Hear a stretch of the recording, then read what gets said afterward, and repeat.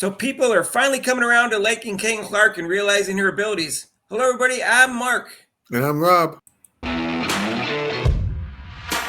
There.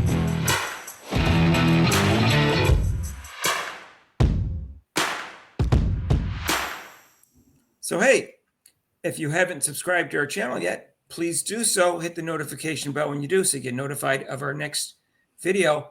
And join us for our new sports reporters type show. It's called Caitlin Clark's Crossover. We got 3 guest panelists from other YouTube channels, and we talk about Caitlin Clark. It's about an hour long during our live show, which is 6 to 8:30 on Mondays, Eastern time, except for major holidays. So, Rob, Lexie Brown was originally one of the haters. She wasn't as bad as Cheryl Swoops, but she said things like, "Oh, well, Caitlin Clark just takes a lot of threes. That's why she makes a lot of threes. I've made 7, 8 threes a game, but Caitlin Clark shot at a higher percentage at the time that Lexie Brown did. Well, Lexie Brown's a good player." And then she said, "Well, Caitlin Clark got offered that contract from Ice Cube, and she's not even in the league." She said things like that, little snide things on the Gilbert Arenas show. She played against Indiana Fever one time. This is before she had to sit out because she got Crohn's disease. And she saw how good Caitlin Clark was in person and how hard she was to cover. And she completely changed her tune. Like when the Rookie of the Year debate came up, she was on Caitlin Clark's side pretty early on, Rob, because she said how great a passer she was and how she made everyone else better. And then she said other things after that, since that time, about how good Caitlin Clark is. So she completely changed her tune. And now she's like one of the big promoters of Caitlin Clark. And so she was on a show. But you got to think, if you have the opportunity, like even if Indiana needed a center, they're not overlooking Caitlin Clark. You get what I'm saying? Absolutely. Like you got to, if it depends on if it's a generational type of talent or if it's like, if you can sacrifice that for something that can help you right now, I think it makes sense to sacrifice that. It just depends on the needs of the team. Exactly. But there are some players who surpass needs of the team. No, yeah. And she was one of them. And I think that they made the right call on that because they knew her play would attract better players to Indiana. Like it's been hard for them to get players to sign to Indiana because they're in Indiana. And because those games typically were very empty. There was no energy behind the Fever since they won their championships when Tamika Catchings was there. So Caitlin has basically come in and rejuvenated the entire franchise. And now it's an attractive place for free agents to come. And I think that long term, they were thinking about that. I don't know what other people were thinking of, no one was going to go there with her and they're not going to want to play with someone like that. But like, why would you not want to play with somebody like that? Like, that don't make no sense. Let's not be dumb here. Like we're all basketball players at the end of the day. I want to win. Those are people in the WNBA. Those are Twitter fingers people saying that. Twitter fingers. Who didn't make the JV basketball team. They don't know. They couldn't even be the manager for the JV basketball team. Jeez, we got some Caitlin Clark fans there, Mark. A tiger changes his spots or a leopard changes his stripes. Shout out to Ken Swift because both these clips you're going to see are from his column. And he does a great job, by the way. He has the best column on Caitlin Clark on the X. That's Mariah Rose podcast. I know nothing about Mariah Rose, but I give you her name. And it was her podcast. And basically it was very interesting that, people were saying, some people were saying that people didn't want to play for the Fever and they weren't going to sign any free agents.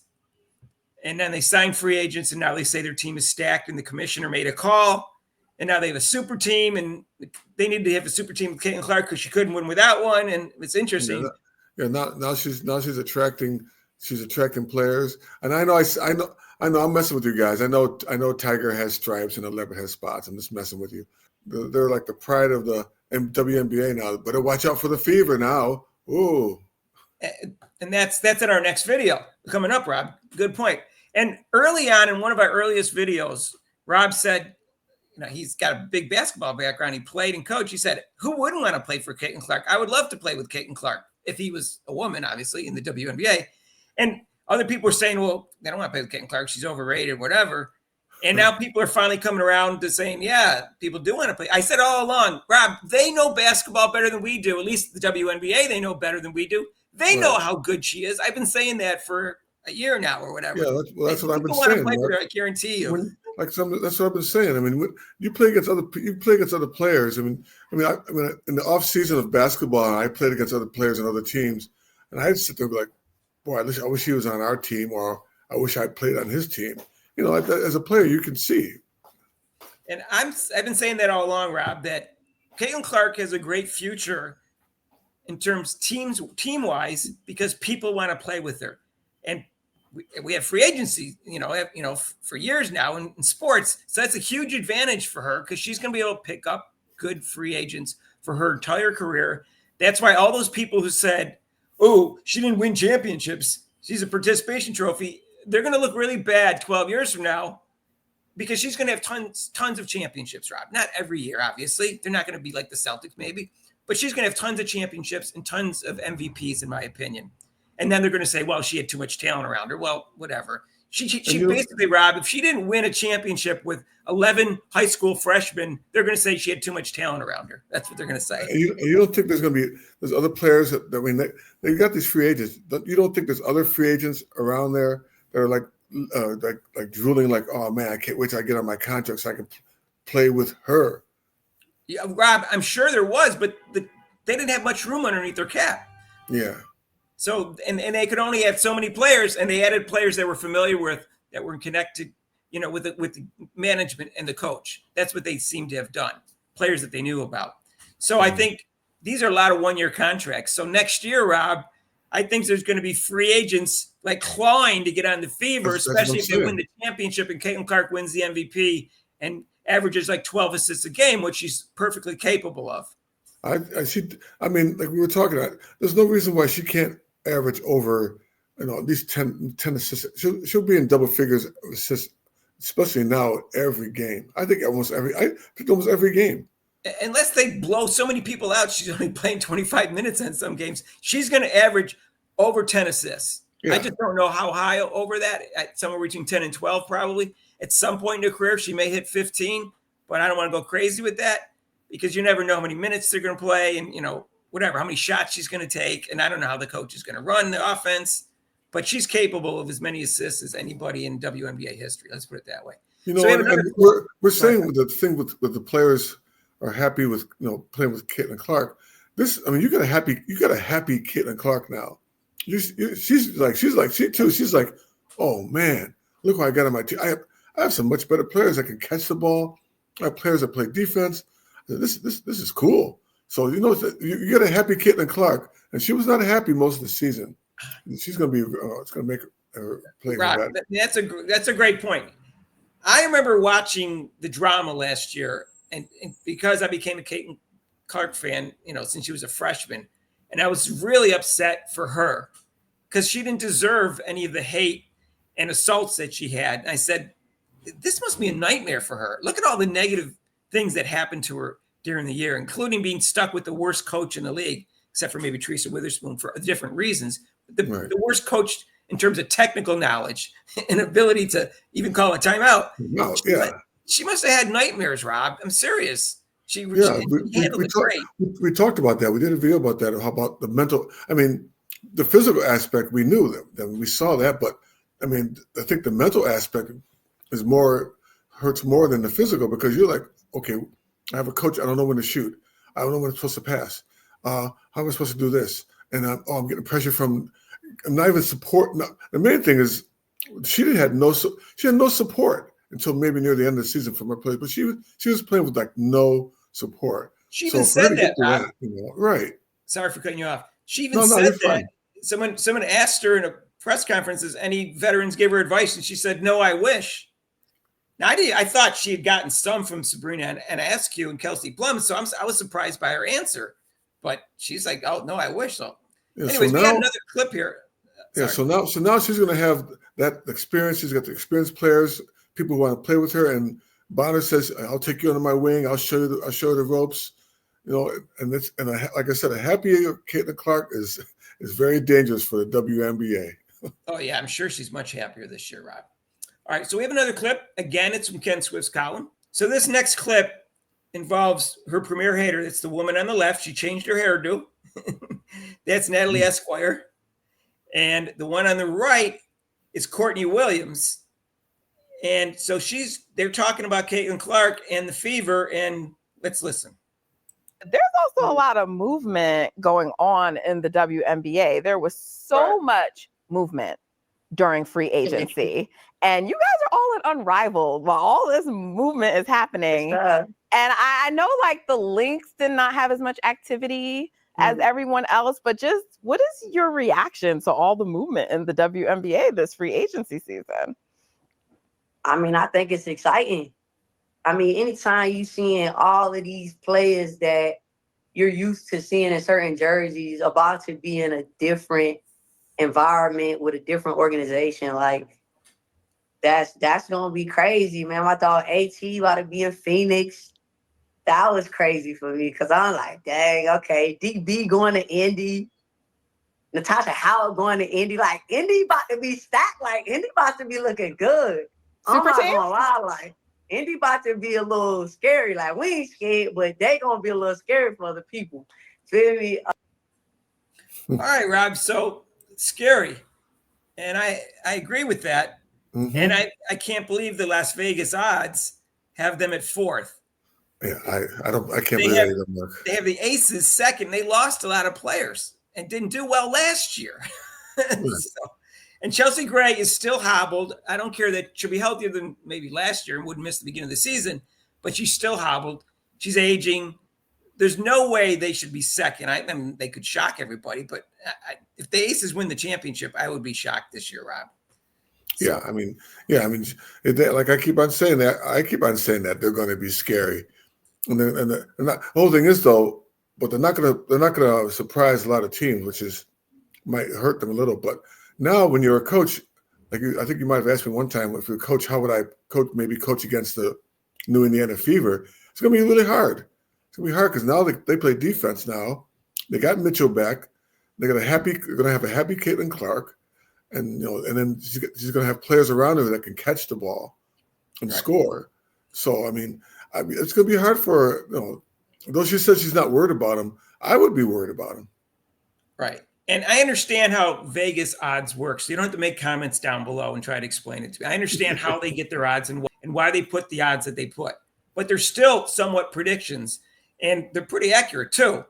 And why do you think that people wouldn't be wanting to bet on the Fever, and why the Fever didn't have a good shot at winning a championship?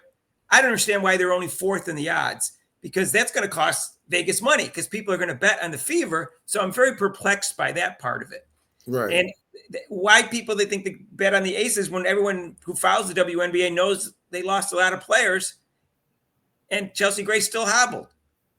So that makes no sense to me, Rob, their odds. So I think the Fever should have the number one odds, even though the New York Liberty are the defending champs. I think they are very, very dangerous. And I'd be surprised if they don't win the championship. If they're not healthy, obviously, that's not going to happen. But if they're healthy, I'd be very surprised if they don't win the championship. And I think they're going to be up against. That's what the management had in mind, Mark. They went out and they got the players and they got the coach, and their mindset was, we want to get back to where the Indiana Fever was before. We want to win championships. So, right, and I think they're going to be in the finals against either the Liberty or the Lynx. I don't really have a strong opinion on that, but I think Vegas and everybody else is underestimating Caitlin Clark and her ability to make her teammates better.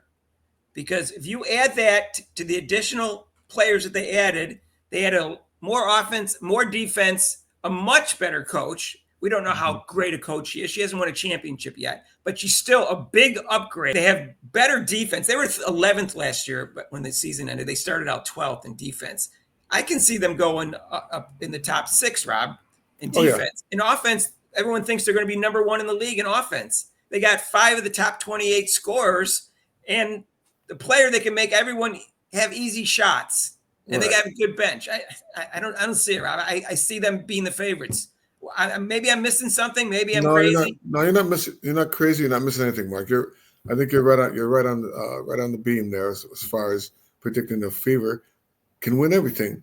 With the talent they have now and the players they have now, they're gonna with Caitlin Clark. So they're already with good scorers. Now they're gonna be even better scorers because of her passes. Right. And last year, Rob and I predicted how Caitlin Clark and the Fever were going to do. We didn't put a number of games on it. We just said yeah, they're going to make the playoffs.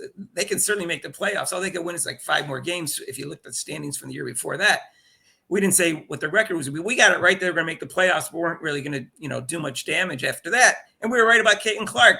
I said she's going to be 20, 10, and 6, and she's also going to be first team All-Pro, but not win the MVP. So I don't think I was delusional last year. So I don't think I'm suddenly delusional now. And so I guess that's why I'm starting to figure out is what am I delusional now this year than I wasn't last year? What don't I see? Because I think Caitlin Clark's going to be the MVP, and by midseason she'll be the best player in the league. And I think they're going to win the championship if they're healthy, and if Caitlin Clark is healthy, obviously. Oh yeah. So that's just me. Maybe. So get ready. So get ready, Fever fans. Get ready, and we're going to get some more fans jumping on. Well, as you saw in the videos, some people have all of a sudden given the Fever praise and giving Caitlin Clark praise because after the season and they saw how she played, they're like, oh gee, man, she got game.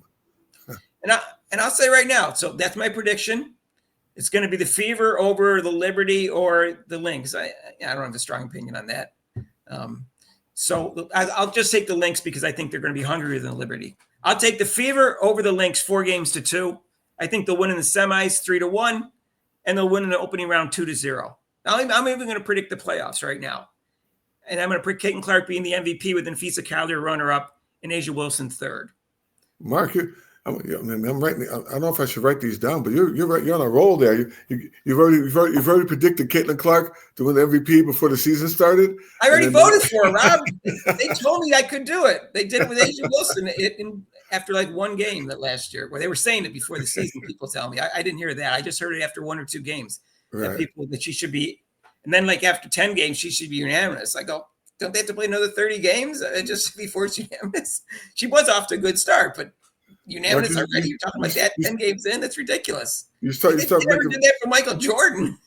Mark, you start coming through with these predictions. I'm gonna have to take you to Vegas. I'm gonna have to do a little gambling there. All right, y'all, ready for Vegas? Right. I'm going to bet on Fever and Caitlin Clark. Yeah, I'm going to bet on it. I just question how much right now. If you like this video, hit the like button, and please share it with your family, friends, and acquaintances. And if you haven't subscribed to our channel yet, please do so. Hit the notification bell when you do, so you get notified of our next video. And join us for our new show called Caitlin Clark's Crossover. And we have a live forum, kind of like Sports Reporters. And it's Mondays from 6 to 7 Eastern time during our live show, which is 6 to 8:30, except for major holidays. And we have 3 guest podcasters. Caitlin Clark fans are on there. Okay. And then if you haven't subscribed to our channel, I'm sorry. I'm done with everything except for that. Right. Yeah. And if you want to donate to the channel, you can with super chats and super thanks down below. And there's a link to PayPal. We'll see you in the next video. Peace out.